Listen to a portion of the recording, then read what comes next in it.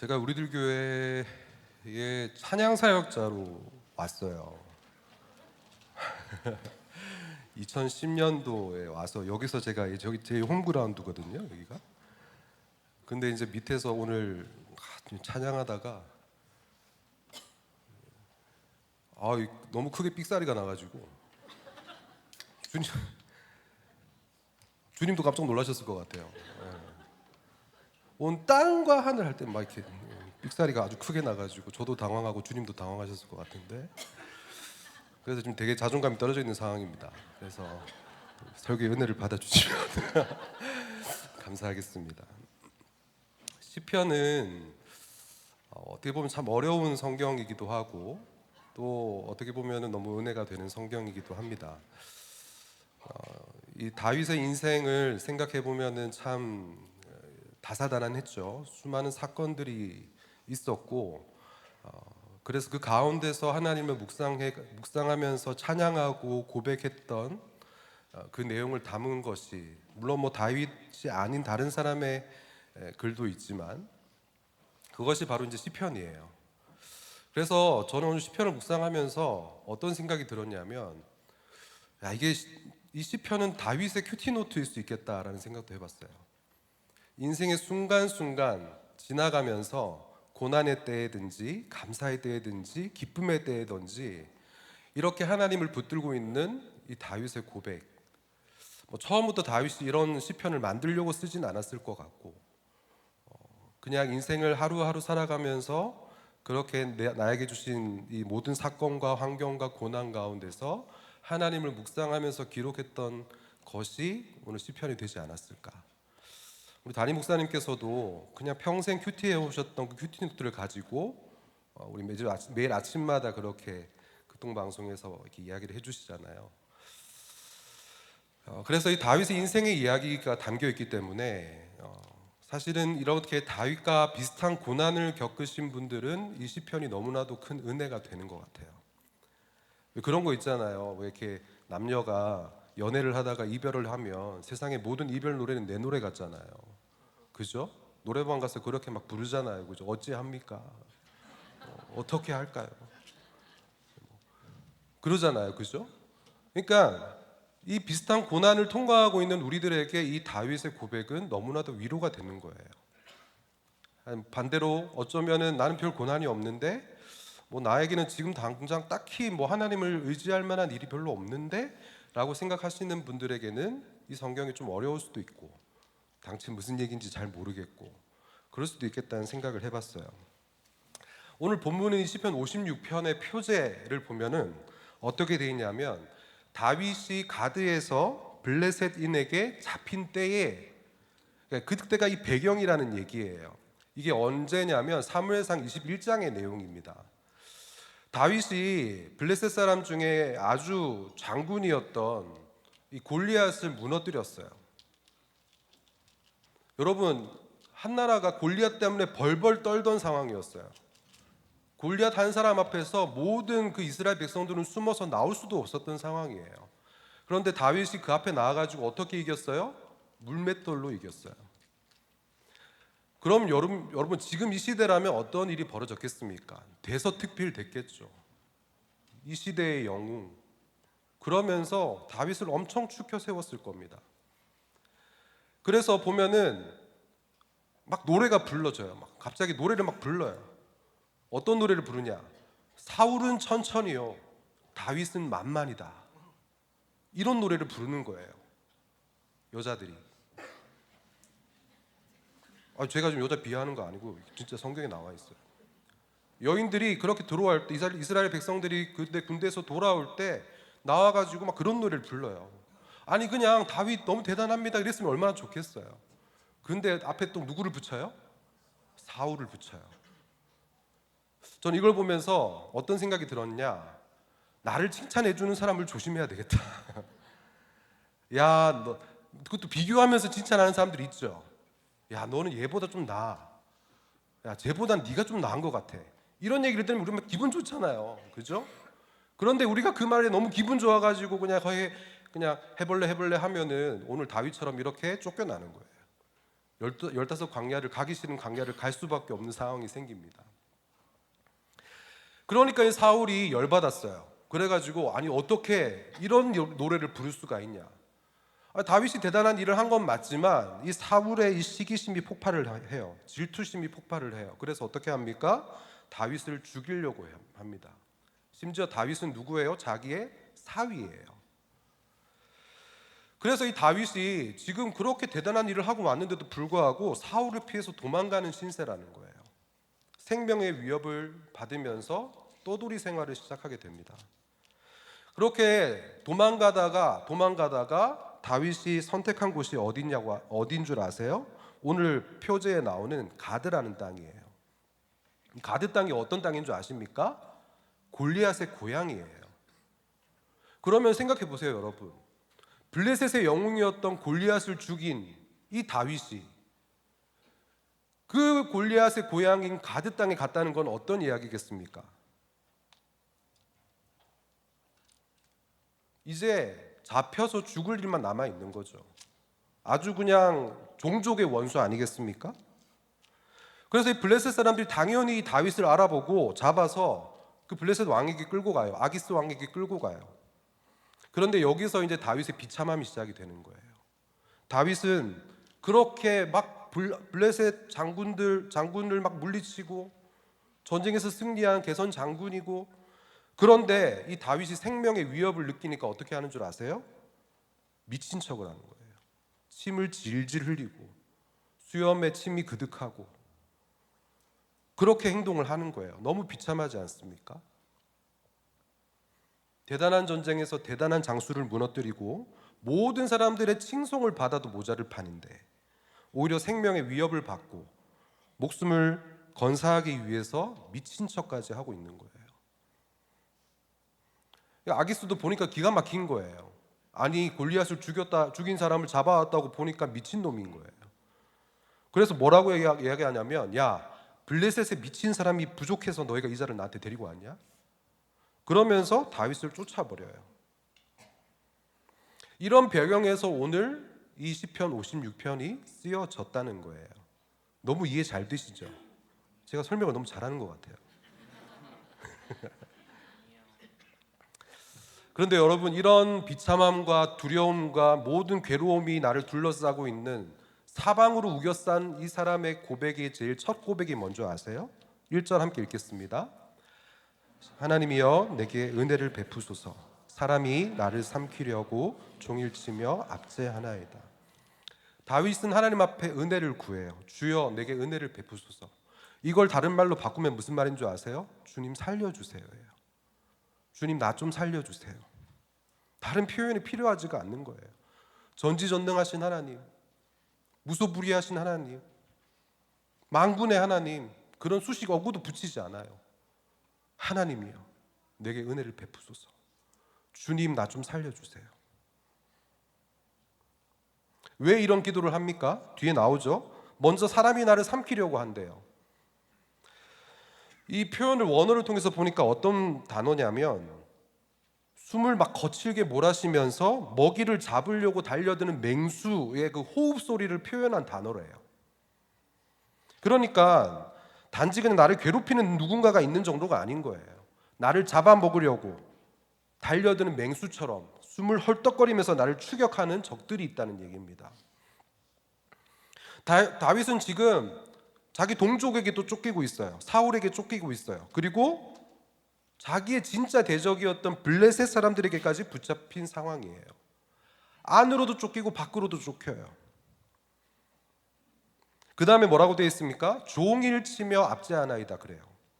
하루 종일 1시간도 편히 쉴 틈이 없고 밤에도 잠이 들 수가 없고 마음의 숨을 돌릴 곳도 없는 상태라는 거예요.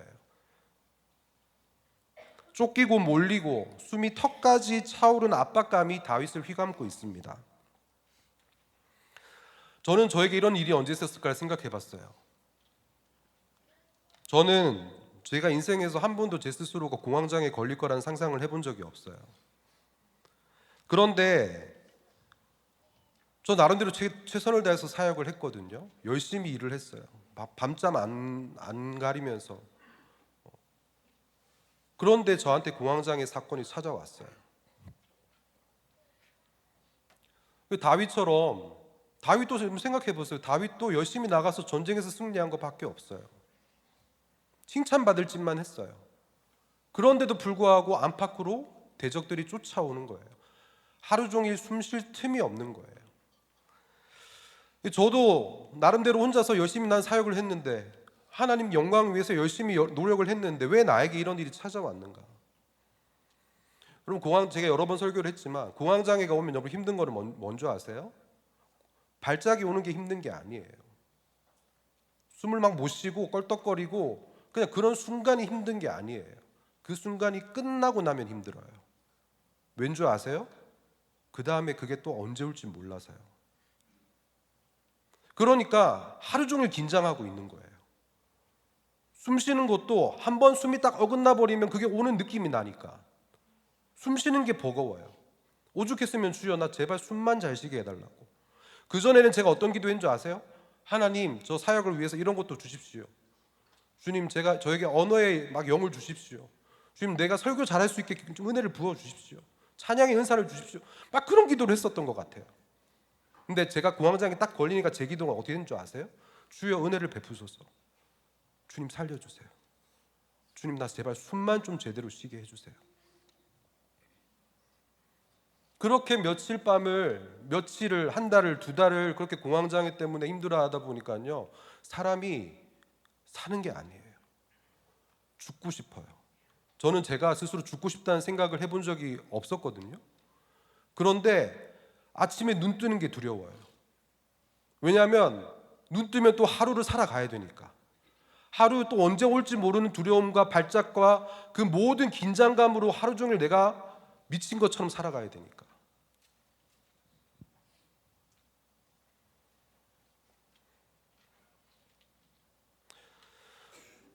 그런데 여러분 오늘 보면은 우리의 삶에도 이런 일들이 있을 수 있다는 거예요. 최선을 다해 살아도 하나님께서 나에게 주신 그 사명 때문에 내가 산다고 고백을 하더라도 그러면 우리 인생의 꽃길만 열려야 되지 않습니까? 말씀대로 인도함을 받는 인생이면 주님 내 인생 좀 책임져 주셔야 되지 않습니까?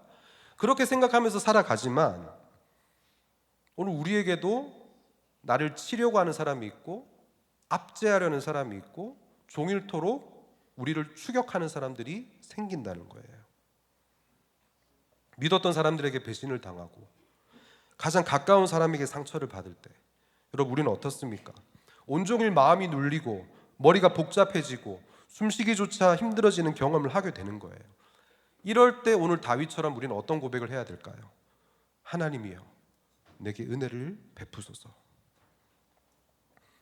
우리가 어떤 해결책을 찾으려고 하는 것이 아니라 먼저 내가 하나님의 은혜가 필요한 사람이라는 걸 인정해야 된다는 거예요. 그걸 먼저 고백해야 된다는 거예요. 억울하고 마음이 무너지고 나는 이런 일을 겪을 사람이 아니야. 그러면서 원망하는 것으로 결코 우리의 문제가 해결되지 않아요. 어떻게 해야 된다고요? 은혜를 베푸소서. 이 말은 내가 은혜가 없으면 죽을 수밖에 없는 사람이라는 걸 고백하는 거예요. 이 문제가 해결돼서 내가 살 수 있습니다. 내가 이런 것들이 해결이 돼야지 내가 일어날 수 있습니다. 이런 게 아니에요. 내가 주님의 은혜가 없으면 단 한순간도 살아있을 수조차 없습니다. 여러분들을 숨막히게 하는 사람들의 압박은 무엇입니까? 오늘 하루 종일 여러분들을 짓눌렸던 말이 무엇이세요? 여러분들 그 압제 속에서 여러분들 사람들에게 도망치셨습니까? 회피하는 걸로 도망치셨어요? 아니면 하나님께로 달려오셨습니까? 저는 오늘 이 자리에 나오신 분들 하나님께로 달려 나오신 줄 믿습니다. 2절 보겠습니다. 내 원수가 종일 나를 삼키려 하며 나를 교만하게 치는 자들이 많사오니. 오늘 2절에 보면은 자신을 공격하는 사람들이 누군지에 대해서 구체적으로 밝혀요. 누굽니까? 교만하게 치는 자들이라고 해요. 교만하다는 게 뭡니까? 자신의 권세와 힘과 위치를 의지해서 남을 짓누르고 자리를 이용해서 사람을 마음대로 판단하고 처분하고. 그런데 여러분 지금 생각해 보세요. 다윗을 지금 치려고 하는 사람들은 다 권세자들이에요. 사울은 왕이었습니다. 사울의 군대도 엄청난 힘을 가지고 있었어요. 블레셋의 왕 아기스도 마찬가지죠. 정치적으로도 힘을 가지고 있고 관계적으로도 우위에 있는 사람들이에요. 그야말로 그냥 말 한마디로 사람을 죽일 수도 있고 살릴 수도 있는 사람이에요. 하나님의 자리에 가 있는 사람이에요. 그러니까 여러분, 그런 사람들 앞에서 다윗이 할 수 있는 게 없잖아요. 할 말도 없어요. 변명을 해도 들어줄 사람도 없습니다. 모든 상황이 막힌 거예요. 그러니까 여러분, 오늘 다윗이 할 수 있는 게 뭐밖에 없어요? 기도밖에 없어요. 나에게 은혜를 베풀어 달라는 기도, 주여 나를 불쌍히 여겨달라는 기도. 여러분, 그러니까 우리가 이처럼 내가 어쩔 수 없는 한계 상황이 와야만 할 수 있는 기도가 바로 은혜를 베푸소서, 나를 살려주소서, 이 기도라는 거예요. 조금만 내가 어떻게 해볼 수 있는 여지가 있거나 해결할 수 있는 조금의 틈만 있어도 우리는 이런 기도를 하기가 힘들어요. 다윗이 뭐 할 수 있는 게 많아서 지금 하나님을 찾는 게 아니에요. 할 수 있는 게 없어요. 모든 게 막혔어요. 관계적으로도 막혔어요. 쫓기는 신세예요. 하루하루 숨을 쉬기조차 힘든 상황이에요. 그러니까 오늘 이 다윗은 자기가 선택할 수 있는 최선의 것을 선택한 것입니다. 그러면서 오늘 3절에 가장 위대한 고백을 합니다. 함께 읽겠습니다. 3절 시작.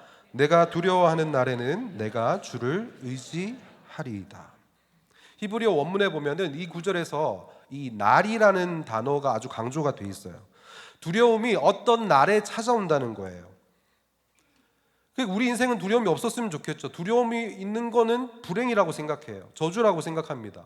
모든 것이 안전하고 내 예상대로 되고 그런 것들이 우리는 안전한 것이 복이라고 생각해요. 근데 왜 하나님께서 우리 인생의 곳곳에 두려움의 사건들을 심어 놓으셨을까요? 굳이 안 주셔도 될 것 같은 두려움의 일들을 왜 계속 허락하실까요? 하나님께서 나를 괴롭히려고 작정하셨기 때문일까요? 오늘 뭐라고 합니까? 내가 두려워하는 날에는 내가 주를 의지하리이다. 이걸 뒤집어 보세요. 내가 주를 의지하기 위해서는 나에게 뭐가 있어야 된다고요? 두려운 날이 있어야 된다고요. 우리가 주님을 의지하기 위해서는 이 두려움의 날이 있어야 된다는 사실을 먼저 인정해야 된다는 거예요. 다윗은 지금 원수에게 붙잡혀서 언제 죽을지 모르는 그 날을 지나가고 있어요. 말씀을 묵상한다고 두려움이 사라지는 게 아니에요. 말씀을 읽는다고 갑자기 내 모든 상황이 회복되는 것도 아니에요. 내가 이렇게 수요 예배 나와서 예배 드린다고 해서 나를 죽이려고 하는 사람이 갑자기 회개하고 잘못했다고 사과하는 게 아니잖아요. 이 자리에 나가도, 이 자리에서 은혜 받고 나가도 저 문을 나가는 순간 여전히 우리는 똑같은 상황 가운데 살아갈 거예요. 그런데 여러분, 두려움이 느껴지는 그 하루하루의 삶, 그로 인해서 몸과 마음이 무너져버린 나의 일상을 가지고 하나님께 나아가는 것이 믿음이라는 겁니다. 이 두려움의 날에 주님을 의지한다는 게 무슨 의미입니까? 내 감정은 여전히 두렵다는 거예요. 종일 나를 치고 나를 삼키려는 사람들이 여전히 남아있다는 거예요. 그 모든 문제를 뒤로 하고 내가 주님을 의지하기로 선택하겠습니다. 두려움은 현실이에요. 하지만 내가 주님을 의지하기로 결정하는 것은 선택이라는 거예요. 다시 말하면 두려움과 주님을 의지하는 것이 공존한다는 것입니다. 나는 두렵지 않다고, 나는 두려움이 없다고 막 정신승리하라는 말이 아닙니다. 여러분, 두려움을 숨기다가는 불안감만 더 커져요. 제가 공황장애 걸렸을 때 누구에게도 말을 못했어요. 저는 그때도 목사였잖아요. 사역자였어요. 그래서 저희 부모님도 제가 공황장애 걸린지를 모르셨어요. 교회를 못 나가고 있는데도 모르셨어요. 그러다가 나중에 어떻게 알게 되셨어요. 근데 저희 어머니 권사님이시거든요. 근데 아들이 사역자인데 공황장애가 걸리셨다는 게 인정이 안 되시는 거예요. 네가 기도를 안 해서 귀신이 들렸다. 야, 나는 너무 힘들어 죽겠는데 귀신 들렸다 그러니까 더 죽고 싶더라고요.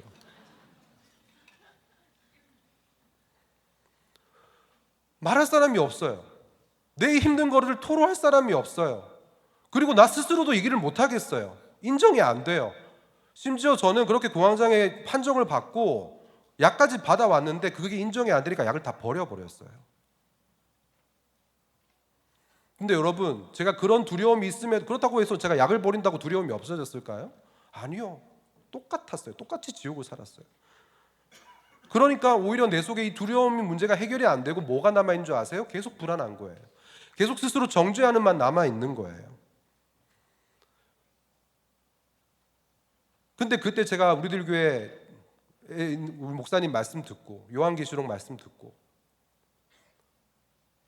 그때 요한계시록 말씀 중에 어떤 말씀이었냐면 내 안에 사탄의 나라가 여전히 내 안에 이 사탄의 권세가 죽지 않아서 하나님의 나라가 서지 못한다는 말씀이었어요. 나는 목사인데 나는 사역자인데 왜 내 안에 사탄의 나라가 있다고 하시나.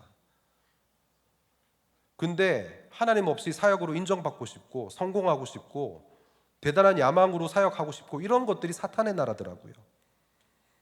내가 사탄의 나라에서 목사지만 사탄의 나라를 위해서 사역을 하고 있었구나가 인정되는 순간 저는 제 두려움을 마주하게 됐어요. 인정하게 됐어요. 그래서 제가 했던 적용은 쓰레기통에 던져버렸던 약을 먹는 적용이었어요. 약을 먹으니까 어떻게 되는 줄 아세요? 처음엔 똑같아요. 별 모르겠어요. 근데 계속 약을 먹으니까요 뭔가 조금씩 정돈이 되어 가더라고요. 약할 때 강함 되시는 주님입니다.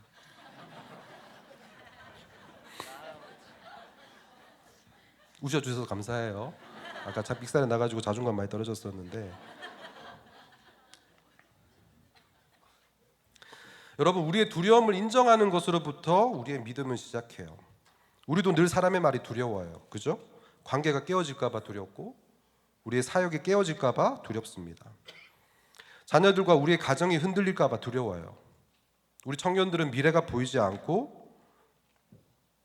당장 내가 어떻게 먹고 살 문제가 막막하다고 생각하면 두렵습니다. 건강이 무너져서 두렵습니다. 돈이 없어서 불안해요. 근데 여러분, 두려움을 느끼는 것 자체가 죄가 아닙니다. 그 두려움을 가지고 어디로 가느냐의 문제인 거예요. 다윗은 이 두려움 때문에 하나님께로 갔어요. 그래서 이 고백이 나오게 된 것입니다. 그리고 이 고백이 다윗을 살리는 고백이 됐어요. 두려워하지 않겠다가 아니라 두렵기 때문에 내가 하나님을 의지하겠다고 하는 고백이 오늘 다윗의 신앙 고백인 거예요. 4절 함께 읽겠습니다. 시작. 내가 하나님을 의지하고 그 말씀을 찬송하올지라. 내가 하나님을 의지하였은즉 두려워하지 아니하리니 혈육 있는 사람이 내게 어찌하리이까. 목사님께서 큐티를 하면서 가장 거기 본문에서 제일 많이 반복되는 단어가 가장 핵심 단어라고 하셨어요. 오늘 말씀 중에서 제일 많이 반복되는 단어가 뭔지 아세요? 의지예요. 주님을 의지하는 자, 하나님을 의지하는 자. 내가 하나님을 의지하였은즉. 두려움을 의지하는 것이 아니라 사람을 의지하는 것이 아니라 환경과 상황을 의지하는 것이 아니라 하나님을 두려워하고 하나님을 의지하는 것. 오늘 두려운 날에 이 다윗이 의지한 게 뭐였어요? 감정도 아니에요. 사람도 아니에요. 오직 하나님의 말씀. 내가 하나님을 의지했다고 하잖아요. 그러니까 다윗은 원수의 말에 이제는 흔들리지 않는 거예요. 삼키려고 달려들고 죽이려고 모함하는 말들, 거기에 자기 자신을 맡기지 않아요. 내가 하나님을 의지하고 그 말씀을 찬송하올지라. 다윗은 하나님의 말씀을 자기 영혼의 기준으로 삼는 거예요. 내가 하나님을 의지하였으니 두려워하지 않겠다는 말은 무엇입니까? 여전히 두려운 상황 가운데 있지만 내가 말씀을 붙들기 때문에 그 두려움에 지배당하지 않겠다는 거예요. 말씀이 그 두려움을 덮어버릴 수 있다는 신앙 고백인 거예요. 왜요? 그렇게 나를 둘러싸고 죽이려는 사람이 어떤 사람들이기 때문에 혈육 있는 사람이라 그러잖아요. 혈육 있는 사람은 히브리어로 보면은 부서지기 쉬운 살덩어리라는 표현이에요. 그러니까 이 말은 무슨 뜻입니까? 너네들이 아무리 그래봤자 너네들도 똑같은 피조물이라는 거예요. 유한한 존재라는 거예요. 한계가 있는 존재라는 거예요. 다윗은 지금 자기를 죽이려고 하는 모든 강한 권력자들을 보면서 저들은 결국 부서지기 쉬운 살덩어리일 뿐이라고 보는 겁니다. 그전에는 그렇게 못 봤을 거예요. 하나님을 의지하지 못하고 두려움에 함몰되어 있을 때는 나를 두려워하는 사람들 엄청 크게 보였겠죠. 그런데 오늘 어떻습니까? 내가 하나님을 의지하겠다고 고백하는 그 순간 그 사람에 대한 바라보는 관점이 바뀌는 거예요. 나를 죽이려고 하는 더 대단한 골리앗보다 더 대단해 보이는 저 사람들이 이제는 어떤 존재라고요? 살덩어리라고요. 부서지기 쉬운 살덩어리로 보인다는 겁니다. 그러면서 어떤 고백을 하는 거예요? 내 생명은 결국 누구한테 달려있다는 거예요? 저 원수들에게 내 생명이 달려있다는 게 아니에요. 내 생명은 오직 하나님께 달려있다는 고백인 겁니다. 이 믿음의 고백이 다윗이 이 상황과 사건을 바라보게 하는 관점 자체를 바꿔버렸어요. 우리는 두려울 때 본능적으로 사람의 말을 듣습니다. 그리고 막 세상의 많은 지식과 정보들을 가지고 상황을 해석해요. 그리고 막 감정으로 판단합니다. 그러면서도 결국 위축돼요. 거기에 확신이 없으니까. 근데 오늘 다윗은 정반대로 하는 거예요. 말씀을 찬송함으로 지금 자신의 두려움을 말씀으로 해석하는 거예요. 상황이 아니라 말씀을 붙들면 두려움이 우리를 지배하지 못합니다. 사람들의 말보다 하나님의 말씀이 더 크게 들리면 두려움이 자리 잡지 못하는 거예요. 날아다니는 새가 내 머리 위에 똥을 싸는 건 막을 수 없지만 내 머리에 둥지를 트는 것은 막을 수 있다는 말도 있지 않습니까? 지금 여러분의 마음을 지배하는 것은 무엇입니까? 두려운 상황 속에서 여러분이 붙든 그 한 말씀은 무엇인가요? 다윗은 이 두려움을 말씀으로 해석하고 말씀으로 이겨냈어요. 이것이 다윗의 믿음의 신앙 그리고 그런 신앙 고백이었던 겁니다. 5절부터 7절까지 보면요, 이제 막 그 사람들에 대해서 이제 분별하기 시작해요. 저 사람들이 내 말을 곡해합니다. 나를 치는 그들의 모든 생각은 사악입니다. 그들이 내 생명을 엿보았던 것 같이 모여서 내 발자취를 다 지켜봅니다. 주님, 저들이 저렇게 악을 행하는데 안전하겠습니까? 하나님 분노해 주십시오. 저 백성들을 다 낮춰 주십시오. 오늘 갑자기 이 그렇게 숨어 다니던 이 다윗이 태세를 전환해요. 오히려 저 사람들을 분별하고 하나님께 이 사람들을 올려드리는 거예요. 8절을 함께 읽겠습니다. 시작. 나의 유리함을 주께서 계수하셨사오니 나의 눈물을 주의 병에 담으소서. 이것이 주의 책에 기록되지 아니하였나이까. 나의 유리함, 나의 방황하는 것을 주님께서 다 계수하셨다 그래요. 사울에게 쫓겨가지고 동굴에서 살던 날들, 블레셋으로 도망갔다가 잡힌 사건, 그리고 막 왕으로 기름 부음까지 받았잖아요. 그런데 왕궁에 들어가지를 못하는 거예요. 그런 긴 시간들, 사람에게 버림받고 하나님께 매달렸던 그 15개 광야의 시간들, 이 모든 방황과 유리함의 발걸음 하나하나를 사실 사람들은 기억하지도 않아요. 알아주지도 않습니다. 근데 오늘 뭐라고 해요? 주께서 계수하셨사오니. 여러분, 히브리어에서 계수한다라는 표현은요, 단순히 숫자를 센다는 게 아니에요. 기억한다는 겁니다. 기록한다는 거예요. 가치 있게 여긴다는 겁니다. 다시 말하면 나의 모든 유리함과 방황했던 그 아픔의 시간들을 주님께서 기억하고 계신다는 거예요. 그리고 그 다음에 보면 자신의 눈물을 하나님의 병에 담아달라 그럽니다. 하나님은 결코 우리의 눈물을 버리시지 않고 그 눈물을 기억하시고 반드시 그 눈물의 보상을 하시는 분이라는 거예요. 오늘 오전 예배 마치고, 수요 오전 예배 마치고, 제가 아주 오래전에 신방 갔던 한 집에 어머님이 이제 수요일 오전 예배를 오셨어요. 그리고 사실 뭐 만나기로 약속한 것도 아니었는데 마주쳤어요. 근데 그분이 이제 저를 보시면서 아무 말도 안 하시면서 막 우시는 거예요. 펑펑 우셨어요.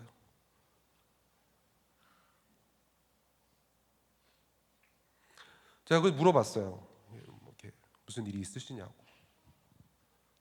근데 이제 자기 아들이 이제 예전에도 그런 일이 있었지만 이제 마약을 해서 이제 구속이 됐다는 거예요. 근데 저는 알거든요. 그 집에 신방을 갔으니까. 이 어머님이 얼마나 이 아들을 그렇게 믿음의 길로 이끌려고 애를 쓰시고 적용도 하시고 사과도 하시고 했던 걸 제가 다 알거든요. 그럼에도 불구하고 이렇게 하나님께서 인도하시는 것들이 사실 속으로 좀 정말 원망되는 마음도 있었어요. 하나님, 그 새끼는 답이 없어도 이 눈물은 좀 기억해 주셔야 되는 거 아닙니까? 막 그런 생각이 드는 거예요. 그래서 저도 같이 막 울었어요. 그냥 그 눈물의 의미를 알 것 같아서. 오늘 저는 그 어머님의 눈물, 그 집사님의 눈물을 하나님께서 병에 담으셨는 줄 믿습니다. 우리도 마찬가지예요. 여러분들도 하나님 앞에 울 수밖에 없는 환경들이 있으시죠. 어떻게 해도 할 수 없는, 내 의지와는 상관이 없는 그 모든 힘든 사건들 앞에 울 수밖에 없는 그런 일들이 있으시잖아요. 그런데 여러분, 하나님께서는 그 눈물 한 방울까지 땅에 떨어뜨리지 않으시고 병에 담으신다는 겁니다.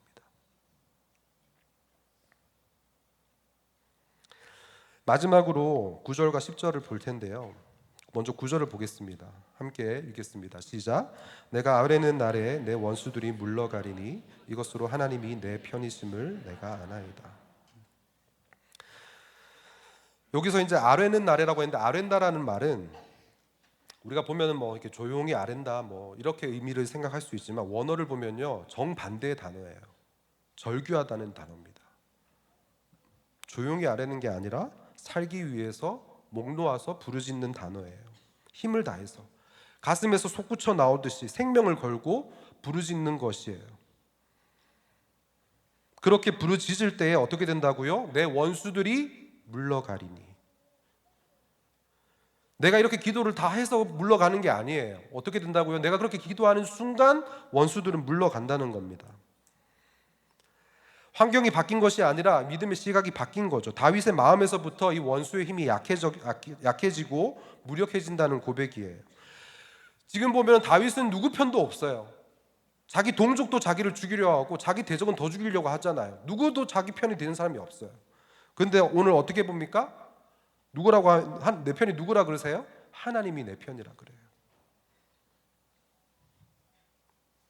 자기가 처한 현실과 상관없이 오늘 하나님이 내 편이라는 사실을 정확하게 알고 있는 거예요. 상황이 좋아져서 나온 고백이 아니라 상황이 비참하면 비참할수록 더 분명해지는 고백이 하나님은 내 편이십니다. 원수가 물러가면 하나님이 내 편인 줄 알겠습니다. 상황이 좋아지면 하나님 믿어보겠습니다. 주여 기도 응답 먼저 해주시면 하나님 찬양하겠습니다. 그렇게 부르짖을 때에 하나님이 내 편이 되는 게 아니라는 거예요. 언제 하나님이 내 편이 되신다고요?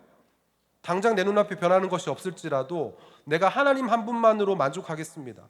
이 모든 것의 이유, 내가 죽어야 될 수십 가지, 수백 가지, 수천 가지 이유가 있지만 내가 살아야 될 단 한 가지 이유, 주님이 내 편이시기 때문에, 오늘 그렇게 내가 주님을 부르짖는다는 고백 때문에 오늘 살 수 있다라는 고백이 오늘 다윗의 고백인 거예요. 저도 막 다니다 보면 그런 분들 많아요. 내가 이 문제 좀 해결되면 교회 나가겠습니다. 내가 담배를 아직 못 끊어서, 술을 못 끊어서, 아직 내가 그런 게 다 정리가 안 돼서 내가 주님을 못 믿겠습니다. 세례를 못 받겠습니다. 여전히 내 중독의 문제가 해결되지 않아서 내가 주님 앞에 나갈 수가 없습니다. 여러분, 그렇게 된다고 하나님이 내 편이 되십니까? 내가 이렇게 해결되지 않는 문제 때문에 하나님, 주님 날 도와주셔야겠습니다라고 고백하는 게 하나님이 내 편이라는 거예요. 어떤 분 그런 분들도 있으시더라고요. 주님 나한테 돈 500억만 주시면, 500억 주시면 저도 생각해 볼게요. 그래서 물어봤어요. 아니 500억 주시면 뭐 할 겁니까? 야, 근데 좀 대단한 고백을 하시더라고요. 한 500억 주시면 자기는 교회를 짓겠대요. 야, 그럴 거면 그냥 하나님이 알아서 짓게 해주시면 안 되냐고 그랬어요. 굳이 500억 받아가지고 500억으로 교회 지으실 건데 왜 500억 달라 그러시냐? 주님이 알아서 짓게끔 놔두시면 안 되겠냐 그랬더니 일단 주시면 생각해 보겠대요. 우리는 참 그렇게 조건을 달잖아요, 그죠? 근데 조건을 달 수 없는 상황을 허락하시는 이유가 뭘까요? 10절 보겠습니다. 내가 하나님을 의지하여 그 말씀을 찬송하며 여호와를 의지하며 하여 그 말씀을 찬송하리로다. 여러분 보면 똑같은 표현이 두 번이나 반복이 돼요. 하나님을 의지하여 두 번 반복이 되고요, 오늘 말씀을 찬송하며 이것도 두 번이나 반복을 돼요. 왜 이렇게 반복을 시켜 놓을까요? 여러분, 우리는 이렇게 한 번 믿는다고 변하지 않습니다. 큐티 한 번 한다고 해결되지 않아요. 수요 예배 나온다고, 기도 뜨겁게 한다고, 부르짖는 거 한 번 한다고 해결되지 않아요. 믿음은 한 번 결심하는 사건이 아닙니다. 반복하고 반복하고 또 반복하고, 그렇게 말씀을 붙드는 행위가 바로 믿음인 거예요. 여러분, 사람들의 말이 반복해서 우리를 흔들잖아요. 세상은 우리를 반복해서 그렇게 유혹하잖아요. 수많은 사건들이 반복해서 우리한테 찾아오잖아요. 그럼 우리도 어떻게 해야 돼요? 하나님의 말씀도 반복해서 붙들어야 되는 거예요. 두려움은 반복적으로 찾아오고 자동으로 찾아와요. 하지만 우리는 그때마다 반복적으로 이 말씀을 붙들고 이 믿음을 의지적으로 선택을 해야 된다는 겁니다. 제 안에 어떤 마음이 있었냐면요, 저는 이제 이런 일들을 한번 겪었잖아요. 공황장애 때문에 제가 인생이 나락이 가는 경험을 했어요. 그리고 난 다음에 우리들 교회에 다시 돌아와서 이런 간증을 하고 다녔습니다. 그럼 저는 이 문제를 하나님께서 다 해결해 주셨다고 생각을 했어요. 그리고 나는 이제 뭔가를 이제 이겨낸 사람, 이런 것들을 통과해서 뭔가 이렇게 자랑할 게 있는 사람. 어느 순간에요, 저는 제가 그렇게 공황장애 고백을 하는데 처음에는 저는 처절하게 회개했던 것 같아요. 근데 순간순간 지나가다 보면 어떻게 되냐면 이게 또 제 자랑이 되는 거예요. 제 간증이 자랑이 되는 순간이 오는 거예요. 자각을 못했어요. 근데 이게 자랑이 됐다라고 생각하고, 이게 왜 내가 이제 얘기하는 게 쉽지 않을까, 이런 것들이 생각이 드는데, 언제 그런 생각이 드냐면요, 나 이제 이 얘기 좀 그만하고 싶다라는 생각이 드는 거예요. 민망한 거예요. 이제는 막 옛날에 했던 얘기 또 하고 또 하고 또 반복하고, 그런 게 너무 민망한 거예요. 이제 괜찮아졌는데, 회복됐는데, 이제 나도 뭔가 좀 된 거를 얘기하고 싶고, 나도 이렇게 뭔가 좀 이렇게 능력을 얘기하고 싶고. 그런데요, 하나님이 속지 않으시더라고요. 제가 어느 날 막 그렇게 이제 그런 것들 때문에 항상 그렇게 고민하고 있을 때 설교를 한번 했어요. 수요 설교였던 것 같아요. 그런데 수요 설교를 하고 딱 내려와서 이제 뭐 이렇게 인사하고 막 이제 집에 들어갔는데, 제 아내가 그런 얘기를 하는 거예요. 여보, 어떤 목자님이 그런 얘기를 하더라. 당신 설교에 회개가 없는 것 같대. 제가 그 얘기를 듣는데 처음엔 좀 약간 분이 나더라고요. 아니 뭐 오디션 보시냐고, 그렇게 설교를 평가를 하시냐, 그런 생각까지 들면서, 아니 뭐 이렇게 본문 따라서 설교하는데 뭐 이렇게 회개 고백을 할 때도 있고 다른 못 할 때도 있고 그런 거지 뭘 그렇게 얘기를 하셨대? 근데 그 말이 계속 묵상이 되는 거예요. 왜 그럴까? 근데 맞더라고요. 제가 회개를 하고 싶지가 않은 거예요. 이제 뭔가 상황이 좀 괜찮아졌다고 생각하니까 주님을 의지하고 싶지 않은 거예요. 또 내가 예전에 그 버릇 그대로 나와서 내 열심으로 사역하고 내 능력으로 열심히 일을 하고 그런 걸로 날 증명하고 싶은 그게 또 올라오는 거예요.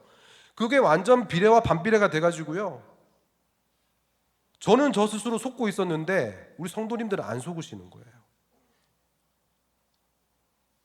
당신 설교에 회개가 없다고 하시네. 저는 그 얘기가 좀 되게 충격이었습니다. 오늘 여러분들은 어떠십니까? 이 두려움에 있을 때는, 내가 정말 이렇게 사방으로 우겨싸는 것 같은 환경 가운데 있을 때는 하나님을 의지할 수밖에 없잖아요. 그런데요, 조금만 벗어나면, 의지할 일이 없어지면 우리는 말씀을 찬송하기가 싫은 거예요. 또 나를 찬송하고 싶은 거예요. 다시 사울은 천천히요 다윗은 만만이라는 그 노래를 듣고 싶은 거예요. 왜 이렇게 하나님께서 다윗을 15 광야를 통과하기까지 이런 겸손의 환경 가운데 두셨을까?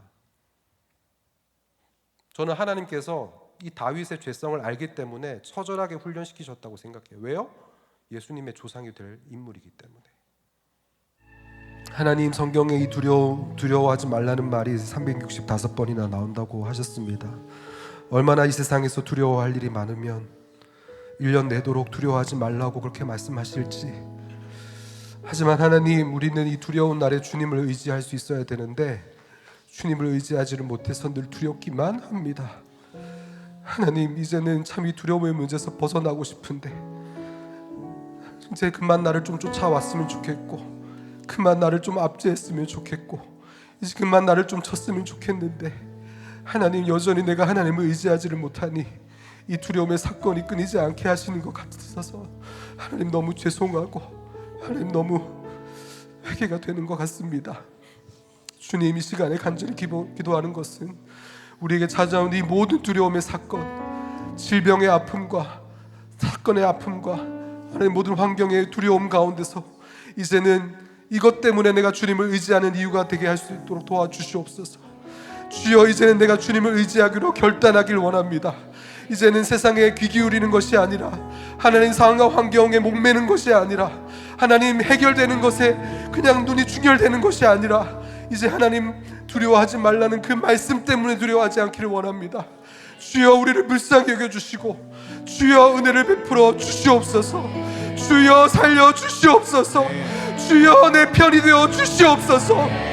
하나님, 안팎으로 정말 그렇게 우리를 둘러싸서 사방으로 우겨쌈 당하는 고난 가운데서 하나님, 누구도 내 편이 되어주지 않는 것 같지만 오늘 하나님께서 내 편이 되어주신다고 약속하셨사오니, 주님, 나의 유리함과 눈물을 주님께서 방황과 이 모든 것들을 계수하시고 하나님 눈물병에 담아주신다고 약속하셨사오니, 주님, 그것 때문에 주님, 내가 주님의 그 위로와 주님의 은혜와 그 사랑 때문에 이제 일어날 수 있는 저희 모두가 될 수 있도록 도와주시옵소서. 하나님, 세상의 위로는, 하나님 이 땅에서 말하는 평화는 잠시 있다가 없어질 것이지만 하나님의 위로와 하나님의 평강은 하나님 이 땅이 끝나는 날까지 없어지지 않을 줄 믿습니다. 하나님, 우리가 그 평안 가운데 우리의 삶을 의탁하고 하나님 말씀 가운데 우리의 삶을 온전히 내어드리는 우리의 모든 인생이 될 수 있도록 도와주시옵소서. 이 시간에 하나님, 특별히 질병의 아픔 가운데 있는 우리 모든 성도님들, 청년들이 있습니다. 주여, 아프고 싶어서 아픈 사람이 어디 있습니까? 하지만 주님, 이것 때문에 내가 주님을 의지하는 것으로 인하여서 나에게 주님께서 후대하셨다고 고백하는 인생들이 되게 하여 주시옵소서. 하나님, 내 이 간절함으로 주님을 사모하는 인생이 되어지게 하여 주시고, 하나님, 그래도 우리가 너무 인생이 연약합니다. 주님, 우리가 육체가 연약합니다. 하나님, 우리를 불쌍히 여겨주셔서 주여 고쳐주시고 주여 고통을 감해주시고 주여 낫게 하여 주시옵소서. 주여, 이것으로 또 하나님 우리가 회복되는 것으로도 사명 감당할 수 있도록 하나님 우리 인생을 불쌍히 여겨주셔서 하나님 회복되는 역사도 허락하여 주시옵소서. 이제는 우리 주 예수 그리스도의 은혜와 하나님 아버지의 크신 사랑과 성령님의 교통하심의 역사가 이 모든 두려움의 날 가운데 주님을 의지하기로 결단하는 이곳에 있는 모든 주의 백성들 머리 위에, 이 땅의 주의 백성들 머리 위에 지금부터 영원히 함께 하시기를 간절히 축원하옵나이다. 아멘.